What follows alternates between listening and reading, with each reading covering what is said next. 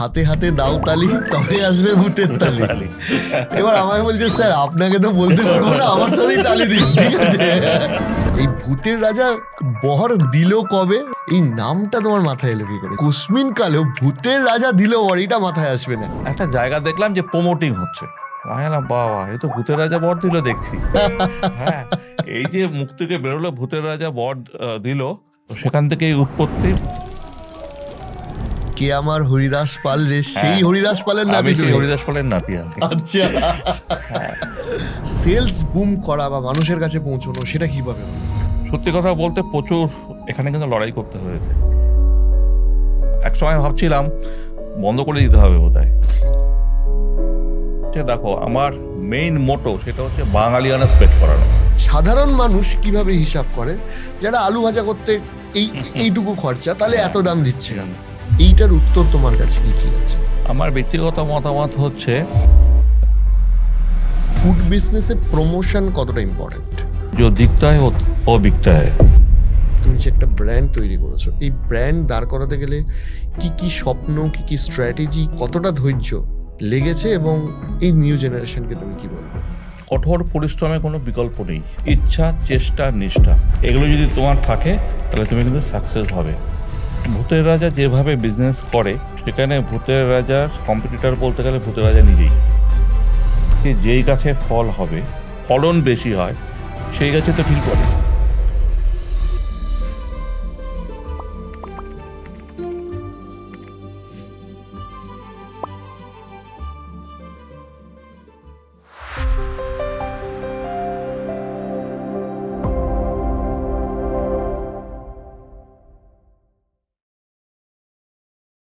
দেখুন, ভূতের রাজা দিল বর, জবর জবর 3 বর, 1 2 3, কিন্তু 1 2 3 জানি না। আমি আপাতত রাজীবদার সাথে বসে আছি। রাজীবদা কেমন আছো?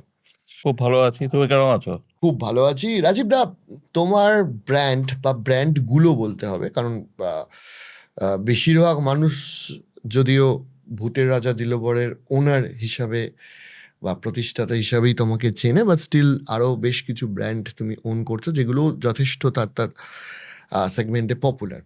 বাট যেহেতু যেটা দিয়ে তুমি পপুলার বা যেটা সব থেকে পপুলার, সেটা দিয়েই শুরু করি। ইনফ্যাক্ট তোমার ড্রেসেও লেখা রয়েছে ভূতের রাজা দিল বর। এই ভূতের রাজা বর দিল কবে, মানে শুরু তুমি 17-18 বছর আগের কথা বলছিলে, কিন্তু আমি স্টিল আর একটা কথা বলছি যে এই নামটা তোমার মাথায় এলো কি করে? যে একটা রেস্টুরেন্টের নাম, আমরা যখন রেস্টুরেন্ট করতে যাই তখন ভাবি যে এই নাম দেবো, ওই নাম দেবো, কিন্তু কুসমিন কালেও ভূতের রাজা দিল বর, এটা মাথায় আসবে না। এইটা কিভাবে হলো, তুমি আমাকে একটু বলো। ঘটনাটা হচ্ছে, মানে আমাদের যৌথ পরিবার, তো সেখানে সবাই মিলে আমি দেখেছি ছোটবেলায় খাওয়া দাওয়া হতো কাঁসার থালাবাটি গ্লাসে, আর নানা ধরনের আইটেম আমাদের বাড়িতে হতো। তো এই যে খাওয়ার দাওয়াগুলো হতো, আমার মাথায় সবসময় এটা ঘুরতো, কারণ আমি ছোটবেলায় এরম মা বাবার হাত ধরে এরম একটা বাঙালি রেস্টুরেন্টে গেছিলাম, যে এই খাবারগুলোই দেখেছিলাম। তো আমার মাথায় ঘুরতো যে এরম যদি একটা রেস্টুরেন্ট যদি আগামী দিনে করতে পারি তাহলে কেরম হয়। তো সেই উদ্দেশ্যে জায়গা খুঁজতে বেরিয়েছিলাম।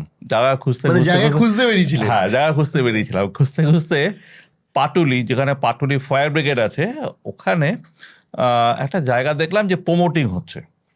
আমার সাথে আমার এক বন্ধু ছিল, তাকে বললাম দেখতো এটা হবে কি না জায়গাটা, একটা গ্রাউন্ড ফ্লোরের জায়গা।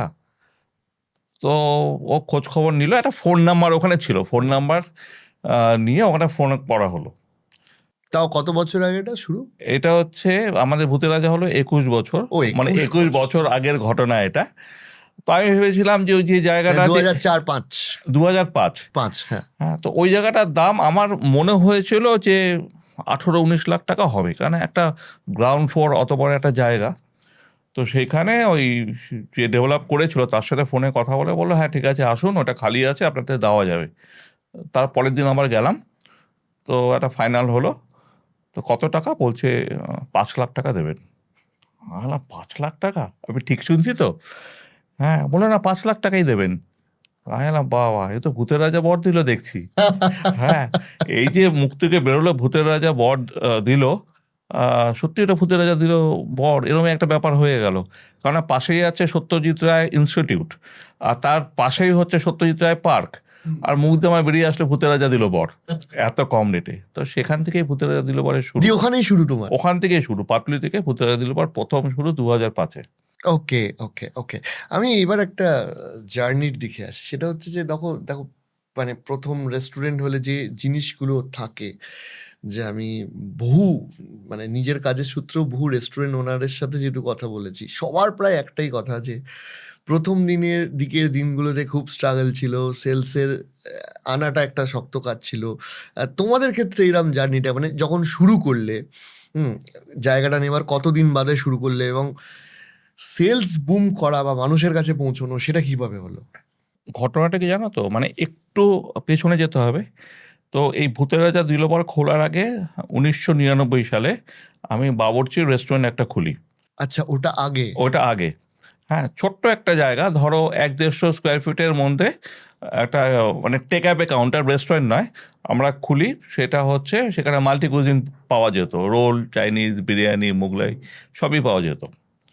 তো ওইটা আমি করেছিলাম, মানে একটা চ্যালেঞ্জটা কি, সেটা হচ্ছে যে আমার রিলেটিভ, আত্মীয় স্বজন, বন্ধুবান্ধব বা যারা সবাই ছিল, প্লাস আমার স্কুলে যারা টিচাররা ছিলেন, তারা সবাই বলতো যে বড়লোক বাড়ির ছেলে তো, সোনার চামচ মুখে দিয়ে জন্মেছিস, লেখাপড়া করে কিছু হবে না, বাপ ঠাকুরদার পয়সা ধ্বংস করবি।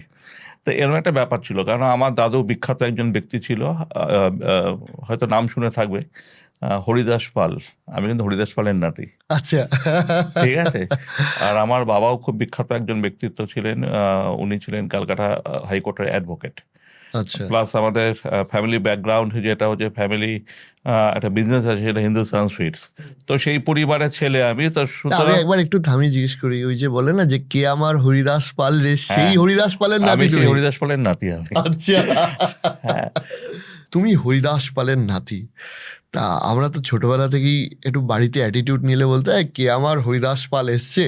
তুমি একটু হরিদাস পালের ইতিহাসটা আমাকে বলো তো, হরিদাস পাল কে ছিলেন সেটা নিয়ে একটু বলো। হরিদাস পাল তো আমার দাদু ছিলেন, এটা হচ্ছে প্রথম প্রথম কথা। কথা। হরিদাস পালের নাতি আমি। তো যেই জিনিসটা দেখেছি, মানে ছোটবেলায় তো দেখেছি, তো দাদুর কিন্তু প্রচণ্ড দাপট ছিল আর কি, যে রাস্তা দিয়ে যখন নাকি উনি যেতেন বা হাঁটাচলা করতেন বা লোকের সাথে যে কথাবার্তা বলতেন, যে হরিদাস পালকে সত্যি বোঝা যেত। তো আবছা আবছা মনে পড়ে দাদুর এরম এই জিনিসগুলো। তো দাদু এতে যেতেন, এই আমাদের একটা কর্মস্থান ছিলেন এলবি বাস স্ট্যান্ডের ওখানে একটা ছিল, সেখানে যেত, চারপাশে সব লোকজনরা বসে থাকতো, দাদু একটা লাঠি নিয়ে আচ্ছা, বসে থাকতো, দিয়ে একটা ওই সভার মতো হতো, এগুলো দেখেছি ছোটবেলায়। তো এই জিনিসগুলো উনি দেখতাম কি আর কি। করতেন অ্যাকচুয়ালি, প্রফেশন কি ছিল না? প্রফেশন তো বিজনেস, এই মানে ব্যবসায়ী। ব্যবসায়ী ছিলেন? হ্যাঁ, কারণ আমরা মানে আমাদের বাড়ি হচ্ছে অবিভক্ত ভারতবর্ষে ওই পারে ছিল। তারপর যেন কি দেশ স্বাধীন হয় আর কি, দেশ স্বাধীনের আগেই এই পারে চলে আসে, এবং পরবর্তীকালে আমরা ওই যাদবপুর অঞ্চলেই থাকতাম। তো সেখান থেকেই আমাদের উৎপত্তি, এবং আজকে আমরা সেই জায়গাতেই আছি। যাই হোক, কে আমার হরিদাস পাল এসছেন। হরিদাস পালের নাতি নাতি এসছেন আজকে। এসছেন। তো এই ব্যাপারগুলো ছিল বলে আমাদেরকে সবাই ছোটবেলা থেকে সেই জিনিসটাই বলতো, সোনার চামচ মুখে দিয়ে জন্মেছে, লেখাপড়া করে কিছু হবে না। তো আমার খুব ইচ্ছে ছিল যে নিজের একটা পরিচিতি, যে আমার নামে অন্তত লোকে চিনুক, আমার নামটা লোকে জানুক, চিনুক। তো এই ব্যাপারটা ছিল। তো সেখান থেকেই আমি যখন নাকি ছাত্র, তো তখনই কিন্তু আমি বাবুর্চির রেস্টুরেন্টটা ওপেন করি। ছাত্র মানে তুমি যখন স্কুলে পড়তে না কলেজে আমি পড়তে? কলেজে পড়তাম। আমার স্কুল ছিল সাউথ পয়েন্টে। ওখানে গড়িয়াটা খুব বিখ্যাত একটা ফাস্টফুডের দোকান ছিল, ওখানে খাওয়া দাওয়া করতাম। তো খেয়ে আমার খুব ভালো লাগতো, রোল, বিরিয়ানি, ভর্তা, এগুলো আমার খুব ভালো লাগতো। রেস্টুরেন্ট খুলতে গেলে কিন্তু সবার আগে তোমায় ফুডি হতে হবে। তুমি যদি ফুডি না হও, তাহলে কিন্তু তুমি রেস্টুরেন্ট খুলতে পারবে না, সেটা তোমার আগে টেস্ট বুঝতে হবে। তো সেটা আমি ছোটোবেলায় সেই কোর্সটা কমপ্লিট করে ফেলেছিলাম। খেয়ে খেয়ে হ্যাঁ, বিভিন্ন খেয়ে খেয়ে জায়গায়। মোটামুটি আমি এটা কোর্স কমপ্লিট করেছি। তারপরে ওই জিনিসগুলো মাথায় রেখেই আমি কিন্তু বাবুর্চিটা ওপেন করি, টেক অ্যাওয়ে কাউন্টারটা। এবং তার 2 বছরের মধ্যে বাবুর্চির রেস্টুরেন্ট ওপেন করি, সেটা হচ্ছে কফি হাউসের ঠিক পাশে, যাদবপুর কফি হাউসের ঠিক পাশে আচ্ছা, ওখানে। তো সুতরাং সেই অভিজ্ঞতাটা আমার ছিল, যে আমি একটা বাবুর্চি করেছি, ফাস্টফুড একটা রেস্টুরেন্ট করেছি। মানে তুমি যখন কলেজ স্টুডেন্ট হিসেবে ওটা ওপেন করেছিলে তখন তো মানে স্ট্রিট ফুডে তখন জোম্যাটো সুইগি ছিল না, ওগুলো মানে তখন কিছুই ছিল না, স্ট্রিট ফুডের আলাদা ক্রেজ ছিল ওই একদম স্ট্রিট ফুড। জায়গায়। হ্যাঁ, কারণ যেহেতু ইউনিভার্সিটি, যাদব ইউনিভার্সিটি উল্টো দিকে, সেখানে তোমার স্ট্রিট ফুড প্রচুর ছিল ওখানে। ওই ছোট ছোট ওই ঠেলা গাড়িতে করে রোল ফোল বিক্রি হতো।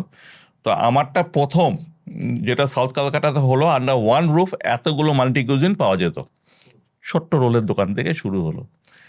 তো এই অভিজ্ঞতা যখন নাকি ছিল তখনই আমি চিন্তা ভাবনা করতে পেরেছিলাম যে যদি একটা বাঙালি রেস্টুরেন্ট করা যায়। তো সেখান থেকেই উৎপত্তি ভূতের রাজা দিল বর, ওখান থেকে পেলাম এবং ওখান থেকেই শুরু করলাম যে ভূতের রাজা দিল বরের রেস্টুরেন্ট। তো এই অভিজ্ঞতা নিয়ে শুরু ওখানে। এবার ওই যে শুরুটা হলো, শুরুর পর রেসপন্স কেমন ছিল? সত্যি কথা বলতে প্রচুর এখানে কিন্তু লড়াই করতে হয়েছে, কেননা তখন জামানাটা হচ্ছে মেনলি হচ্ছে রোল, চাইনিজ, বিরিয়ানি। বিরিয়ানির জামানা সবসময় ছিল, প্রচুর লোকে বিরিয়ানি খেত। বাঙালি আনাটা খুব একটা সেইভাবে রেসপন্স করেনি। একটাই কথা, মানে বাড়িতে বসে মাছ ভাত খাচ্ছি, আবার রেস্টুরেন্টে কেন খাবো? তো এই ব্যাপারটা ছিল। তো মানে অনেক রেস্টুরেন্টে গেলে একটা অন্যরকম কিছু খেতে অন্য হবে। কিছু খেতে হবে, মাছ ভাত কেন খাবো? তো চিন্তা করে দেখো যে 2005-এ ভূতের রাজা দিল বর একটা পাটুলির ওই কোনায় একটা রেস্টুরেন্ট হলো। এই স্ট্রাগলটা চলছিল। একসময় ভাবছিলাম বন্ধ করে দিতে হবে বোধহয়, কারণ সেল সেরকমভাবে হচ্ছিল না। এক এক দিন হয়েছে শুধু একটা ডাল বিক্রি হয়েছে 250 টাকা দিয়ে, ঠিক আছে? গোটা দিন? হ্যাঁ, গোটা দিন একটা ডাল একটা ভাত এই দিয়ে শুধু সেল হয়েছে। মানে একটা দুটো কাস্টমার? হ্যাঁ, একটা দুটো কাস্টমার। কত সিটার ছিল প্রথমটা? ওইটা ছিল কত, 30-এর মতো। 30 সিটারে একজন দুজন হ্যাঁ, কাস্টমার একজন আসা? দুজন কাস্টমার। আর এটা হচ্ছে ডেড এন্ড, মানে ওটা ভূতের রাজা দিলবরের মোড় নামেই পরিচিত। মানে নামটা খুব বিখ্যাত হয়েছিল, কিন্তু সেলের দিকে বিখ্যাত হয়নি তখনও। আচ্ছা, হ্যাঁ, মানে এই ফেজটা কতদিন চলেছিল তোমাদের? এই ফেজটা চলেছে 2019 অবধি, বুঝলে? 2019 অবধি আমি লড়াই করছি। ওদিকে ধরো বাবুর্চি আমি অনেকগুলো ব্রাঞ্চ অলরেডি তখন হয়ে গেছে, কিন্তু ভূত নিয়ে আমার সেরকম মানে কিছু বাবুর্চি হচ্ছিল থেকে না। যে ব্যাকআপটা আছে ওটাতেই চলছে। হ্যাঁ। একটা তোমার সুবিধা হয়েছিল আমার, যেটা শুনে মনে হচ্ছে যে যেহেতু জায়গাটা তোমার নিজের ছিল, রেন্ট দিতে হচ্ছিল না, সেইটা একটা তোমার। না, রেন্ট আমার কাছে সব করে দিতে হচ্ছিল, কোনোটাই আমার জায়গা নয়। না, তুমি যে বললে 5 লাখ টাকা দিয়ে কিনেছিলে। না, 5 লাখ টাকা দিয়ে যেটা আমি বাবুর্চির কথা বলছি। আচ্ছা, না আমি বলছি ভূতের রাজার না, ক্ষেত্রে। ভূতের রাজা দিল পর ওইটা, হ্যাঁ, ওটা 5 লাখ টাকা দিয়ে আমি হ্যাঁ, নিয়েছি। ওইটা রেন্ট দিতে ওটা হচ্ছিল না, রেন্ট ওইটা দিতে একটা, হচ্ছিল না। ওইটা একটা তোমার হ্যাঁ, একটা বড় ওটা আমার প্লাস সুবিধা। পয়েন্ট ছিল। কিন্তু আমার বাকিগুলো সব একটা রেন্টেড। কেআইটি মার্কেটে ওটা ছিল, ওখানে রেন্ট দিতে হতো। রেস্টুরেন্টও কেআইটি মার্কেটে ছিল, সেখানেও রেন্ট দিতে হতো।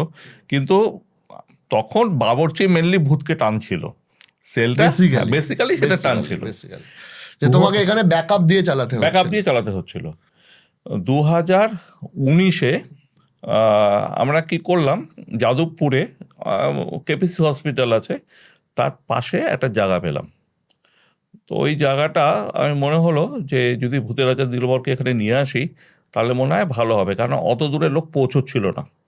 আর তখন একটু বাঙালিয়ানা দেখছিলাম ক্রেজ বাড়ছিল। তখন বিখ্যাত বিখ্যাত কয়েকটা বাঙালি রেস্টুরেন্ট অলরেডি মার্কেটে বেশ ফ্লারিশ করছে। আয়না তাহলে একটু ট্রাই করে দেখি, একটু যাদবপুরে একদম সামনে নিয়ে আসি কি হয়। তো 2019-এ প্রথম আমরা ভূতের রাজা দিলবর যাদবপুরকে নিয়ে আসলাম, এবং ভূত ভগবানের এবং কাস্টমারদের আশীর্বাদে দেখলাম প্রথম দিন থেকেই ভালো রেসপন্স করলো। একটা ফুড আমাদের ছিল, তো রেসপন্স যখন নাকি ভালো হচ্ছে তো হঠাৎ আমাদের কাছে এরকম অফার আসলো যে চন্দননগরে যদি একটা ভূতের রাজা দিল বড় হয় কেরম হয়। তাহলে ভালোই হয়, খারাপ তো কিছু হয় না, তো করাই যেতে পারে। তো চন্দননগরে আমরা গেলাম, কাজকর্ম শুরু করলাম, কিন্তু সেই টাইমেই করোনা শুরু হয়ে গেল। তো ওই করোনার মধ্যে দিয়ে সব দোকান বন্ধ হয়ে গেল, লকডাউন শুরু হয়ে গেল। আমাদের যাদবপুরের নতুন ভূতের রাজা সেটাও বন্ধ। চন্দননগরে মাঝে মাঝে কাজ হচ্ছে, মিস্ত্রিরা কাজ করছে। আচ্ছা, চন্দননগরটা তোমাদের সেকেন্ড আউটলেট? Second outlet. আচ্ছা, আমি ভাবতাম ওটা অনেক পরে, বাট স্টিল মানে চন্দননগর ওয়াজ ভেরি ফেমাস ওই সময়। হ্যাঁ, হ্যাঁ, এবং আমার এখনো মনে আছে, আমি প্রথমবার আমার ব্যক্তিগত এক্সপিরিয়েন্স বলছি, আমি প্রথম ভূতের রাজা দিলবর চন্দননগরই যাই। হ্যাঁ, তার একটা বড় কারণ হচ্ছে আমি ওই সময় একটা বাইক কিনেছিলাম, যে বাইকটা এইখানে কোথাও সার্ভিস হতো না। ওই হোন্ডা সিবিআর, ওটা হুগলিতে একটা সার্ভিস সেন্টার ছিল, সেখানে আমাকে সার্ভিস করতে যেতে হতো। তা আমি সকালবেলা ওই সার্ভিস সেন্টারে লাইন পড়তো বলে তখন আমি বাইকটা নিয়ে যেতাম, দিয়ে ফিরতাম। তো ফেরার পথে আমার খাবো খাবো কোথায় কোথায় কোথায় বলে আমি ফার্স্ট ভূতের রাজায় ঢুকেছিলাম। এবং আমার প্রথম প্রথম এক্সপিরিয়েন্সটা একটু অদ্ভুত, কারণ আমি একা গেছি। এবার দেখছি বাকি যে সমস্ত কাস্টমাররা আছে তাদেরকে বলছে হাতে হাতে দাও তালি তবে আসবে ভূতের তালি। তালি। এবার আমাকে বলছে স্যার আপনাকে তো বলতে পারবো না, আমার সাথেই তালি দিন, ঠিক আছে? তা আমি ওয়েটারের সাথেই তালি দিয়েছিলাম। আমাকে বলছে হাতে হাতে দাও তালি। আমি বলছি আমি তালিটা কার সাথে দেবো? বলছে স্যার আমার সাথেই দিন। তো that was my first time. যাই হোক, চন্দ্রনগরটা খুব সুন্দর ডেকোরেটেড করে আর কি করা হয়েছিল, অ্যান্ড খুব ভালো রেসপন্স ছিল সেই সময়। খুব ভালো response। এখনো আছে হয়তো, মানে but ওখানে তো মানে ওয়েটিং ছাড়া কেউ ডিরেক্ট ওখানে ঢুকতে পারতো না। পারতো না ওই সময়। আর ওইটা খুব ভাইরাল হয়েছিল, ওই হাতে হাতে দাওতালি তবে আসবে। আচ্ছা, এইটা কি তোমরা যাদবপুর থেকেই করেছিলে হাতে হাতে? হ্যাঁ, এটা যাদবপুর থেকেই। কেননা মেনলি আমাদের যে স্টোরিটা, যেটা ভূতের রাজা দিল পরের যে কনসেপ্ট, সেটা কি সত্যজিৎ রায়ের থেকে এসছে। গোপিকা অ্যান্ড বাঘাবাইন সিনেমা আমি ছোটোবেলায় দেখেছিলাম এবং আমার খুব ভালো লেগেছিলো এই সিনেমাটা। এই যে ভূত এসে বর দেয়, হাতে তালি, যে ব্যাপারটা আসলো ভূতের বর থেকেই তো আসলো। তো এটা কিন্তু ছোটোবেলায় আমি এটা ভিজুয়ালাইজ করতাম যে এরকম যদি সত্যি আমাদের লাইফে যদি কেউ আসতো, কেউ যদি থাকতো, যা ইচ্ছা আমাদের পূরণ করতো। তো আমরা ওটা চালু করেছিলাম, কেননা যখন নাকি 3টে বর তো পেয়েছিল গোপী বাঘা, হাতে তালি দিলেই খাবার পাওয়া যায়, হাতে তালি দিলে যেখানে ইচ্ছা সেখানে যেতে পারে, গান গাইতে পারে, যে ব্যাপারগুলো ছিল। তো 3টেই আমরা এখানে ইমপ্লিমেন্ট করেছিলাম। তো আমাদের মেনই হচ্ছে যখনই কোনো থালি যাবে তখনই আমাদের কাস্টমারের সাথে ওই হাতে হাত দেওয়া থালি তবে আসবে ভূতের থালি, সেটা টিল ডে এখনো অবধি আছে।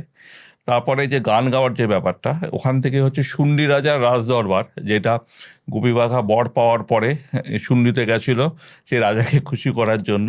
আমাদের থিমের কিন্তু শুন্ডি রাজার রাজদরবারও আছে, সেখানে গানেরও ব্যবস্থা করা হচ্ছে। কেউ যদি মনে করে যে সে গান গাইতে চায়, সে গান গাইতে পারে। এই এই এই যে চন্দ্রনগরটা যখন তোমার কোভিড টাইমে চলছে, তখন মানে কতদিন লেগেছিল ওটা কমপ্লিট করতে? না ওটা খুব সুন্দর ডেকোরেট করা হয়েছিল। কথাটা মানে ছোট জায়গা হলেও খুব ছোট, সুন্দর। হ্যাঁ, মাস 3-4 তো লেগেছিলই। এবং সেই সম্পর্কে একটা বলি, তো যখন এই কোভিড ব্যাপারটা চলছে, চন্দননগরে কাজ চলছে, তখন কিন্তু আমি নিজেও অসুস্থ, আমারও তখন করোনা হয়েছে, আমি শোয়া। তো কি কাজকর্ম হচ্ছে না হচ্ছে, তখন ওই মোবাইলে কথা হতো, Video call-এ। মোবাইলে ছবি আসতো, সেই ছবি দেখে দেখেই হতো। আগস্ট মাসে ওটা ওপেন হয়েছিল চন্দননগর। পুরী। হ্যাঁ, আচ্ছা। আগস্টে ওটা ওপেন হলো। এবং ওপেন করার পর তো তুমি নিজেও জানো এটা হিউজ রেসপন্স হয়েছিল। এবং তুমি দেখো, মানে এটাও একটা ভূতের বর, আমি বলবো এটা ওয়ান অফ দ্য বিগেস্ট বর। সেটা হচ্ছে করোনার আগে আমাদের একটা ভূতের রাজা দিল বর ছিল। করোনার পরে আজকের দিনে তোমার সাথে যে কথা বলছি, এখন কিন্তু 19টা ভূতের রাজা দিল বর। 10-12টায় আমি নিজেই খেয়েছি হ্যাঁ, তার তো মধ্যে। 19টা ভূতের রাজা দিল বর এত শর্ট টাইমের মধ্যে। এটা ভগবান, ভূত এবং যারা আমাদের কাস্টমার, তাদের তো আশীর্বাদ ছাড়া এটা সম্ভব নয়। Now it's a very big name. হ্যাঁ, it's a very big name. এবং যেটা করোনার পরে যেটা হলো না, সেটা হচ্ছে মানুষ কিন্তু অত রিচ খাবারের দিকে আর গেল না। রাইট। আমি সেই সূত্র ধরে আর একটা জায়গায় আসছি। সেটা হচ্ছে যে ওই 210 টাকায় 21টা পদ সম্ভবত এবছর ছিল, তাই তো? আগের বছরও এরকম একটা ছিল। হ্যাঁ, ব্যাপারটা হচ্ছে যত বছর ততগুলো আইটেম, আর তার সাথে একটা শূন্য লাগিয়ে হচ্ছে টাকা। 200 টাকায় 20টা পদ ছিল আগের বছর। হ্যাঁ, গ্রেট। আমি রাজীবদা আসছিলাম সম্ভবত যাদবপুরের ওই আউটলেটটার ওখান থেকে। এবার আমি বলছি আমার এক্সপিরিয়েন্স তোমাদের আগের বছরে। সেখানে আমি সকালবেলা একটা লাইন দিকে আমি ভেবেছি হয় না কেরোসিনের কিছুটা লাইন টাইন হবে, বাট আমি মানে বেসিক্যালি ওটা সকাল 7টা 7:30 বাজে। পরে আমি গিয়ে দেখলাম লাইনটা ভূতের রাজা দিলবরের রেস্টুরেন্টের সামনে শেষ হয়েছে, এবং তখনও রেস্টুরেন্ট খোলেনি। মানে আমি 7টা 7:30 না, আমি ভুল করছি, আমি 9টা 9:30 বলছি। মানে লম্বা বলতে 200-250 জনের লাইন। তারা উল্টো দিকে গাড়ি পার্কিং করেছে, তারা এসছে খেতে। এই যে ভিড়টা হয় অনেক সময়, এই ভিড়ে ইনফ্রাস্ট্রাকচার মেনটেন করা খুব শক্ত, চাপে পড়ে যায়। এই চাপ সামলানো, এই অফারের ইতিহাস, আর 3 এই অফারের ভিড়ের ইতিহাস, এটা দিয়ে তুমি কিছু বলো। মানে এটা একটা বিশ্ববিখ্যাত অফার হয়ে গেছে যেদিনকে মানে সব ভূতের রাজাতে ভোরবেলা লাইন। আমি দেখেছি এরকম মানুষকে সাথে কথা বলেছি যে 30-40 কিলোমিটার দূর থেকে এসছেন এবং 4টে থেকে ভোরবেলা লাইন দিয়েছেন। হ্যাঁ, সেটা ঠিক। আমাদের ব্যাপারটা কি, যে অক্ষয় তৃতীয়ার দিন ভূতের রাজার জন্মদিন, ওকে, আর 2 তারিখ হচ্ছে সত্যজিৎ রায়ের জন্মদিন। তো এই দুটো ডেট মোটামুটি কাছাকাছিই পড়ে। তো আমরা প্রত্যেক বছর এই অক্ষয় তৃতীয়ার দিনটা বেছে নিয়েছি দুদিনের জন্য। যত বছর হয়, যেমন সামনে বছরটা হচ্ছে 22 বছর হবে। 220 টাকা। হ্যাঁ, 220 টাকা 22খানা পদ হবে। এটা হচ্ছে ভূতের রাজা দিল পর বর দেয়। আচ্ছা, 50তম বছরে তোমরা কি করবে? 500 টাকায় 50টা পদ?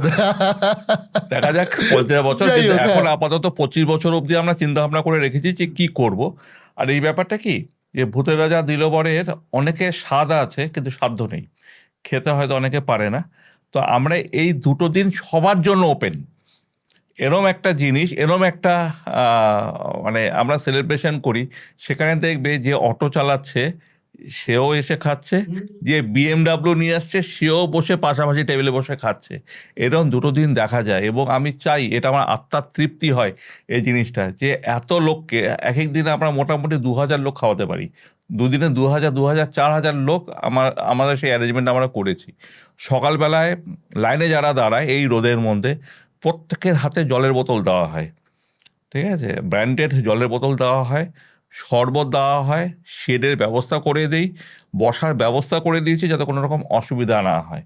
তো এই জিনিসগুলো আমরা করি।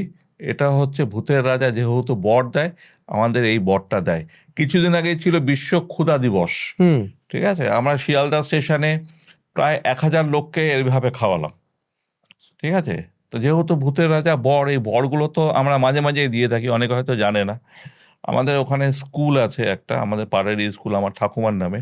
দাদুর নাম হরিদাস পাল, আমার ঠাকুমার নাম হচ্ছে স্বর্ণময়ী পাল, স্বর্ণময়ী দেবী। তো স্বর্ণময়ী পালের নামে একটা স্কুল আছে, কার্যনগর স্বর্ণময়ী হাই স্কুল। তো সেই স্কুলেও আমরা অনেক কিছু করে থাকি। আজকে ছোট ছোট বাচ্চাদের ঘুরতে নিয়ে যাওয়া, ছোট ছোট বাচ্চাদের একটু ভালো মন্দ খাওয়ানোর ব্যাপার, বই খাতা দেওয়া, অনুষ্ঠান করানো, এই জিনিসগুলো ভূতের রাজা দিল বর থেকে আমরা করি।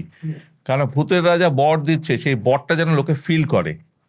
এই জায়গা থেকে আমি তোমার কয়েকটা কথা জিজ্ঞেস করছি, কারণ বাঙালিদের ক্ষেত্রে একটা জিনিস আছে। আমি মানে স্বজাতি হয়ে স্বজাতির ক্রিটিক তো করতেই পারি, বাঙালিকে নিয়ে বাইরের কেউ বললে আমাদের খারাপ লাগে, কিন্তু কিছু কিছু গুরুত্বপূর্ণ দিক আছে। দেখো, অনেক সময় এই যে তুমি এতগুলো কথা বললে যে আমার বাঙালিয়ানা, অ্যাম্বিয়েন্স, তোমার স্টাফ মেনটেন করতে হচ্ছে, তোমাকে ফুড সেফটি মেনটেন করে ফুড কোয়ালিটি মেনটেন করতে হচ্ছে, তোমাকে রিচুয়ালস করতে হলে, রাখতে হলে, বা আমি বলছি এন্টার এই যে রেস্টুরেন্ট রেডি রাখতে এসি, হাউসকিপিং, সমস্ত কিছু মেনটেন করতে হচ্ছে। কিছু সময় একটা ক্রিটিসিজম আসে, সেটা সব রেস্টুরেন্টের ক্ষেত্রেই আসে, সেটা আমি বলছি না যে শুধু ভূতের রাজার দিল। কিন্তু এই বাঙালি রেস্টুরেন্টগুলোর যেটা সমস্যা হয়ে যায়, তাদের যে মেনু কার্ড, সেই মেনু কার্ডটা আমার বাড়িতে অ্যাভেলেবেল মেনু কার্ড। মানে ধরো আলু ভাজা, বেগুন ভাজা, বা তোমার বেগুনের তরকারি, আলু পটল, আলু পোস্ত, এইগুলোর দাম নিয়ে একটা ট্রোলের টেন্ডেন্সি মাঝে মাঝে দেখা যায়। আমি খুব ভেবেছিলাম যে এটা আমি তোমাকে জিজ্ঞাসা করবো। আমরা বিভিন্ন সময় যারা কখনো না কখনো জীবনের একটা অংশে রেস্টুরেন্টের সাথে যুক্ত থেকেছি, তারা আমরা বুঝতে পারি যে কেন এটা হয়, ফুড কস্টের সাথে আর কি কি আছে। সাধারণ মানুষ কিভাবে হিসাব করে, যারা আলু ভাজা করতে এইটুকু খরচা, তাহলে এত দাম দিচ্ছে কেন? আমি তোমাকে জিজ্ঞেস করছি যে যখন এই মেমেসগুলো বের হয়ে, এক তো তুমি এনাদেরকে কি কি কি বলতে চাইবে, কারণ তারা প্রত্যেকেই হয়তো তোমার কাস্টমার বা পোটেনশিয়াল কাস্টমার, আর দুই, এইটার উত্তর তোমার কাছে কি কি আছে? ব্যাপারটা হচ্ছে যে মানে ভূতের রাজা দিল পরের 80 টাকা আলু ভাজা খুব ফেমাস হয়েছিল, ভাইরাল হয়েছিল। তো এটা অনেকেই বলেছিল যে আলুটা কি দিয়ে, সোনা দিয়ে আলু, এরা অনেকেই, প্রচুর কমেন্ট এগুলো এসছে। তো ব্যাপারটা হচ্ছে যে বেশিরভাগ যারা এগুলো লেখালেখি করে তারা আমাদের কাস্টমার নয়, তারা জানে না যে অ্যাকচুয়ালি এগুলো বাজার মূল্য কত। আলু ভাজা মানে শুধু তো আলু নয়, তার সাথে তেল আছে, আদার্স এক্সপেন্সেস আছে, ওভারহেড কস্ট আছে, স্যালারি আছে, সেটা যদি ক্যালকুলেশন করা যায়, এবং রেস্টুরেন্টের আমরা, মেইনটেনেন্স আছে, হ্যাঁ, আমরা যে, মার্কেটিং আছে। হ্যাঁ, যে কোয়ালিটিটা আমরা মেনটেন করি, অন্য যে কোনো বাঙালি রেস্টুরেন্ট যারা এই ক্রিটিসাইজ করে তারাও জানে যে অন্যান্য বাঙালি রেস্টুরেন্টের দাম কত, সেই তুলনায় কিন্তু আমাদের রেট অনেক রিজনেবল। অনেক কাস্টমার যারা সত্যিকারের কাস্টমার, যারা বাঙালি রেস্টুরেন্টে খায়, তারা নিজেই বলে আপনাদের রেট এত কম কী করে আপনারা এগুলো চালাচ্ছেন। তো ব্যাপারটা কি জানো তো, ব্যাপার হচ্ছে যে যেই গাছে ফল হবে, ফলন বেশি হয়, সেই গাছে তো ঢিল পড়ে। তো সুতরাং ভূতের রাজা দিলবরের গাছে ঢিল পড়বে, লোকে ক্রিটিসাইজ করবে, এটাই স্বাভাবিক। আর ক্রিটিসাইজ করা উচিত, ক্রিটিসাইজ না করলে না আমরা কোন জায়গায় আছি আমরা সেটা কিন্তু বুঝতে পারি না। তোমার কি মনে হয় না যে মানে তোমরা যে মার্কেটটায় কাজ করছো সেটা অতিরিক্ত একটা প্রাইস সেন্সিটিভ মার্কেট, বা এটা কাজ করতে গিয়ে কখনো স্ট্রাগল করতে হয়েছে? এটা কোন এরিয়াতে তুমি কাজ করছো তার উপর কিন্তু এটা সাউথ ডিপেন্ড কলকাতায় করছে। হয়তো নয় অতটা। আজকে ধরো আমরা ব্যাঙ্গালোরে ওপেন করলাম, তো ব্যাঙ্গালোরে একটা জাস্ট এক্সাম্পল আমি দিচ্ছি, ধরো একটা ইলিশ মাছ, মানে ইলিশ মাছের ভাপা যদি আমরা কলকাতাতে যেটা সেল করছি 550 টাকা, সেখানেও অনেকের কমপ্লেন এত দাম কেন, অথচ মাছের দাম প্রায় 1400-1500 টাকা হয়ে গেছে ইলিশ মাছ। আমরা সেই মাছটা ব্যাঙ্গালোরে বিক্রি করছি 850 টাকায়। একটা লোকেও কিন্তু কিছু বলছে না, কমপ্লেন নেই। হ্যাঁ, কোনো কমপ্লেন নেই। আমার মনে ওরা হয় চায় হচ্ছে কোয়ালিটি অ্যান্ড সার্ভিস। তাহলে তো তোমার এখানে ওয়েস্ট বেঙ্গলে আমি জানি না, আমি পরে জিজ্ঞেস করতাম যে এই জন্যই তুমি ব্যাঙ্গালোর ইউকে এগুলো করে বেড়াচ্ছ কিনা। তাহলে তোমার কলকাতা থেকে টায়ার 2-তে যখন তোমরা ঢুকছো, শ্রীরামপুর ঢুকছো বা মানে চন্দ্রনগর ঢুকছো, তখন তো তোমাদের স্ট্রাগলটা আরো বেশি করতে হচ্ছে। অনেক বেশি হচ্ছে, কারণ আমরা যেটা আমাদের চিন্তা ভাবনা ছিল যে টায়ার 1 টায়ার 2 সিটিতে আমাদের যেগুলো করেছি সেখানে কিন্তু রেটেও কিছুটা কম্প্রোমাইজ করা আছে অনেক জায়গাতে। যেরকম তুমি তো কুচবিহারে যদি যাও, কুচবিহারের রেটটা একটু অন্যরকম। শিলিগুড়িতে তুমি যদি যাও, শিলিগুড়ির রেটটা একটু অন্যরকম। হ্যাঁ, শিলিগুড়ি আমি খেয়েছি। হ্যাঁ, তো সেখানে ব্যাপারটা কি, সেখানে হচ্ছে যে লোকালাইজ যে মার্কেটটা আছে, এবং সব জায়গাতেই দেখবে যে একটা পকেট কাস্টমার আছে। শিলিগুড়ির একটা নিজস্ব পকেট কাস্টমার আছে এবং শিলিগুড়ির নিজস্ব একটা টেস্ট আছে। তো তাদের জন্য আমরা কী করেছি, একটা পেজই করে দিয়েছি যে উত্তরবঙ্গের মেনু। উত্তরবঙ্গে যেরকম ধরো বরলি মাছ তুমি তা কলকাতায় পাবে না, উত্তরবঙ্গে আমাদের ওই দুটো আউটলেটে পাওয়া যায়। আচ্ছা। এরকম ধরনের আলাদা আলাদা মেনু আছে যেখানে যেখানে বিখ্যাত। হুম। আবার ধরো হুগলি জেলাতে, হুগলি জেলাতে হুগলির মতোভাবে করলাম। আবার ধরো দুর্গাপুর, দুর্গাপুরের আবার দুর্গাপুরের জন্য এমনি আমাদের মেইন যেটা মেনু থাকে সেটা তো থাকেই, তার সাথে অ্যাড অন লোকাল একটা পেজ আমরা করে দিই যেখানে যে জিনিসটা যে বিখ্যাত, জেলার বা যে যে জেলা এলাকার যেটা বিখ্যাত সেইভাবে আমাদের মেনুগুলো চলে।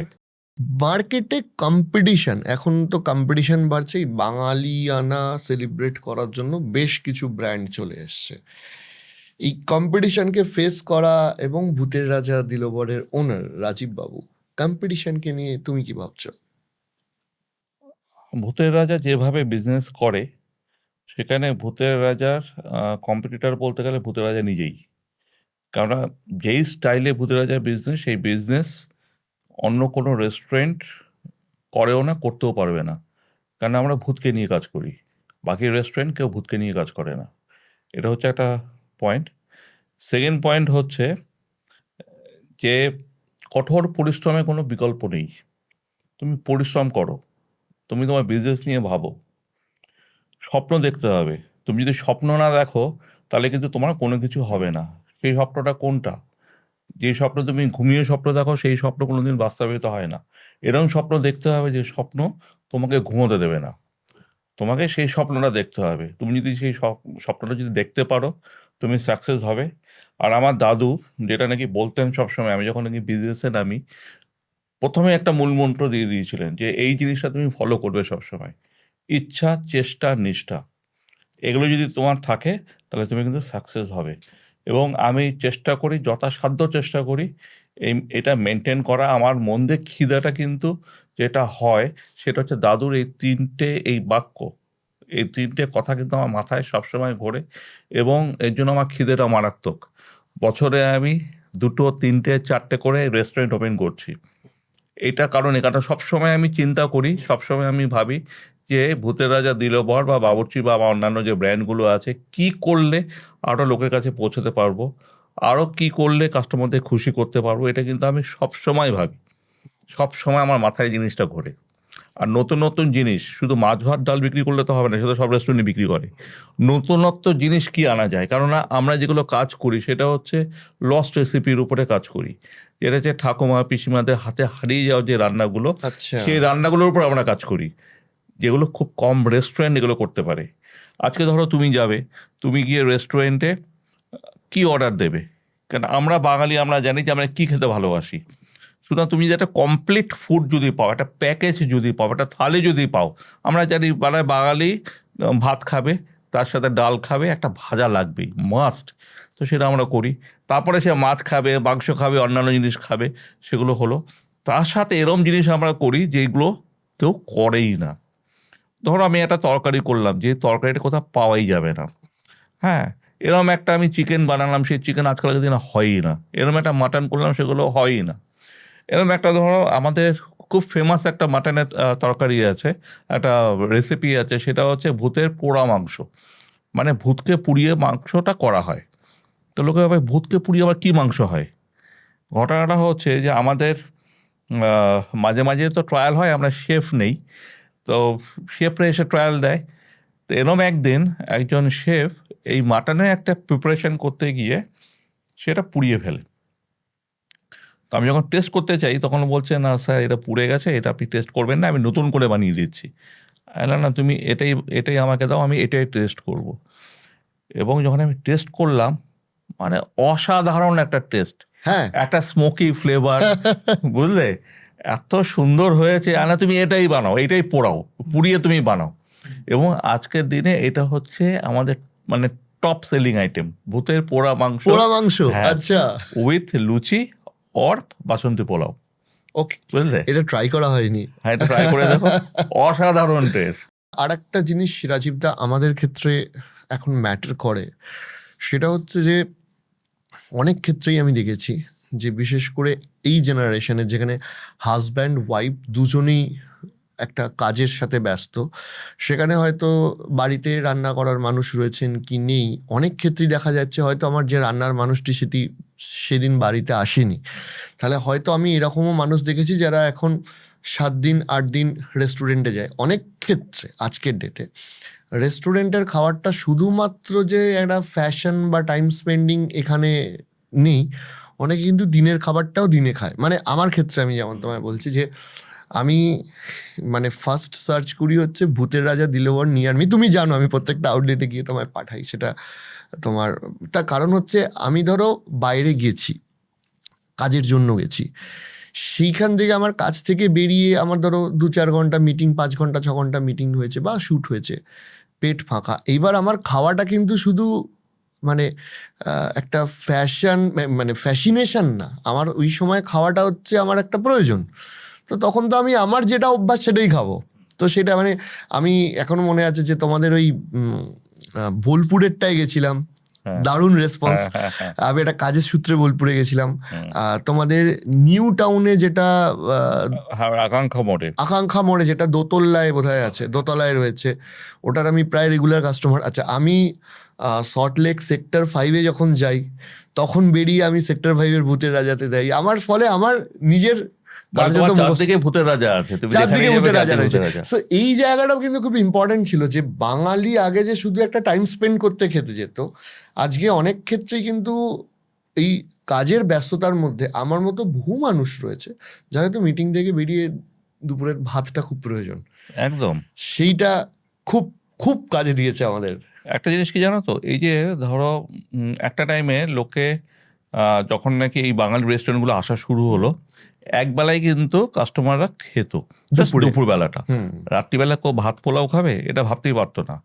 ভূতের রাজা দিলবর কিন্তু প্রথম দেখিয়েছে রাত্রিবেলাও লোকে লাইনে দাঁড়িয়ে এই থালি খাচ্ছে, ভাত খাচ্ছে, পোলাও খাচ্ছে। যে কোনো আউটলেটে তুমি দেখবে যে বিকেলবেলাতেও খাচ্ছে। এবং আরেকটা জিনিস তুমি দেখবে, সেটা হচ্ছে আমরা কিন্তু মেনলি ভূতের রাজা দিলবরে শুধু এই যে খাওয়ার সার্ভ করছি তা নয়, এটার সাথে যেটা আমরা করছি যে বাঙালি আনা যে আমাদের ব্যাপারটা আছে, Bengali ritual, Bengali culture, Bengali heritage, এই জিনিসটাও কিন্তু আমরা প্রমোট করি। হ্যাঁ, অ্যাম্বিয়েন্স যেটা আছে সেগুলো কিন্তু আমরা প্রমোট করি। ধরো আজকে তোমার জন্মদিন, আমরা বাঙালিরা কি করি, জন্মদিন মানে একটা কেক নিয়ে আসি, মাথায় টুপি পরে হ্যাপি বার্থডে টু ইউ করে গান করি। আমরা কিন্তু সেই জিনিসটা করি না। যেটা আমাদের পুরনো ছিল, বাড়িতে যেগুলো নাকি হতো, পায়েস রান্না করতো ঠাকুমা মা এনারা, সেই পায়েস আমরা দেই, সেখানে ধান দুব্য মালা পরিয়ে আশীর্বাদের ব্যবস্থা করি, পুরোটাই কমপ্লিমেন্টারি। সেটা তোমার জন্মদিন হোক, তোমার আইবুড়ো ভাত হোক, তোমার অ্যানিভার্সারি হোক, বা যে কোনো শুভ আর অনুষ্ঠান। একটাই ভূতের রাজায় লাইন পড়ে আমি দেখেছি, জামাই ষষ্ঠীর দিন। হ্যাঁ, কারণ দেখো সত্যি কথা বলতে কি, এই যে জামাই ষষ্ঠীরও তো অনেক বিশাল রিচুয়াল আছে। আজকালকার দিনে শাশুড়িদের পক্ষে সেটা করা সম্ভব নয়, কারণ এই গরমের মধ্যে রান্না বান্না করা, এত পদ রান্না করা, আর তার থেকে বড় কথা আগে সময় আগে নেই। অপশন ছিল না, হ্যাঁ অর্থও ছিল না। হ্যাঁ, এখন বহু মানুষের আছে অপশন এবং অর্থ দুটোই হয়েছে, সো দেয়ার একদম। Has it. এই জন্য ভূতের রাজা দিলে পরে তুমি দেখবে জামাই ষষ্ঠী কেন, যে কোনো বাঙালি অনুষ্ঠানে লাইন দিয়ে লোকে খায়। কারণ শুধু খাওয়া দাওয়া না, এই যে বাঙালি আনা ফিলটাও ওনারা করে। আজকে তাহলে যে জন্মদিনের ব্যাপারটা একটা স্পেশাল ট্রিটমেন্ট আজকে তোমাকে দেওয়া হলো, একটা মালা পরিয়ে ধান দ্রব্য দিয়ে আশীর্বাদ করে পায়েস খাওয়ানো, এটা এটা তার ভেবে দেখো তো, এটা কবে দ্য আমরা ভুলে সেলিব্রেশন গেছিলাম অফ এটা। Our own culture. একদম একদম। এবার আমি তোমার একটা জিনিস জিজ্ঞেস করছি, আমার যেটা মানে মনে হয়েছে যে তোমাদের লোকেশন সিলেকশনটা আমার খুব ইন্টারেস্টিং লেগেছে। অনেক ক্ষেত্রে মেন রাস্তার ওপর থাকে, আর বেশ কিছু ক্ষেত্রে বিশেষ করে আমি যদি শিলিগুড়ি বা চন্দননগর বা আগে যখন শ্রীরামপুর করেছিলে বা তোমার অন্যান্য বহু ক্ষেত্রে আমি দেখেছি মেন রাস্তার থেকে একটা ছোট রাস্তা ঢুকলো, বাইলেন। বাইলেনে ঠিক 1 নম্বর বা 2 নম্বর দোকানটা ভূতের রাজা দিলে হয়। এইটা কেন? ঘটনাটা হচ্ছে মানে যে, লোকেশন সিলেকশনটা তোমরা কিভাবে করো? ব্যাপার হচ্ছে যে যেহেতু ভূতের রাজা, ভূতের ব্যাপার তো বেশি জনবহুল জায়গাতে ভূত থাকতে চায় না, হুম। ঠিক আছে, এটা একটা কারণ। আরেকটা হচ্ছে মেইন বিজনেস করতে গেলে সবার আগে দরকার সেটা হচ্ছে পার্কিং, তাই না? তো মেইন রাস্তাতে এখন কলকাতায় বা তুমি যেখানেই যাবে না কেন, পার্কিং তুমি কোথায় পাবে? এর জন্য আমরা কী করি, মেইন রাস্তা থেকে বাই লেন বা বাই রোডে আমরা ঢুকে যাই, যেখানে পার্কিংগুলো থাকবে। তুমি সোদপুরে একটা জিনিস দেখবে, যেখানে আমরা ভূতের রাজা করেছি ঘোলা, ঘোলার ওখানে আমরা যখন ভূতের রাজা করলাম, কোনো ভালো দোকান ছিল না, নিয়ারেস্ট একটা ছিল ব্রিজের কাছে কেএফসি। তো আমি জায়গা ঘুরেছি, ইন্সপেকশন করেছি, কেএফসিতে গিয়ে জিজ্ঞেস করছি, ভাই তোমাদের বাজার কেরম? বলো ভালো না, এইদিকে কোনো লোক আসে না, লোক হচ্ছে একদম মেন রোডের দিকে।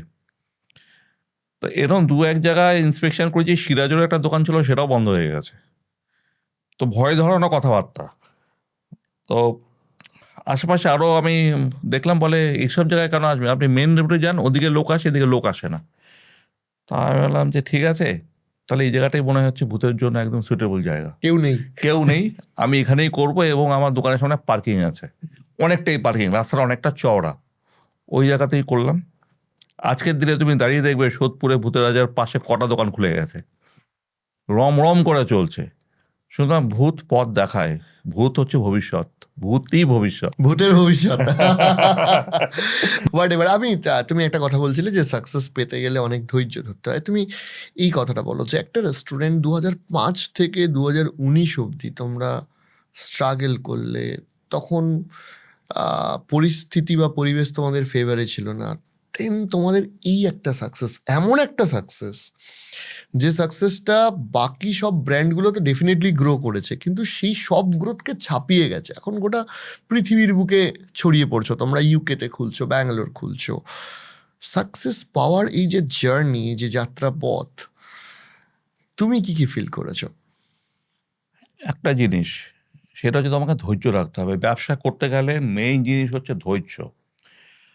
আর আরেকটা জিনিস হচ্ছে, যখন নাকি তুমি ব্যবসাটা করছো, তোমাকে কিন্তু ফোকাস থাকতে হবে, তুমি কি করতে চাইছো। ওই ফোকাস থেকে সরে গেলে কিন্তু তোমার হবে না। ওই যে বললাম, তোমাকে স্বপ্ন দেখতে হবে যে আমি ওই জায়গাতে পৌঁছতে চাই, এবং ধৈর্যটা তোমাকে রাখতে হবে, তবেই তুমি ওই জায়গাতে পৌঁছতে পারবে, নাহলে কিন্তু পৌঁছতে পারবে না। আর বিজনেসে তো একটা কথাই আছে, নো রিস্ক নো গেইন, এটাই মেইন, এটা তোমার মাথায় রাখতে হবে। তুমি কতটা রিস্ক নিয়েছো? মোটামুটি কতবার রিস্ক নিতে হয়?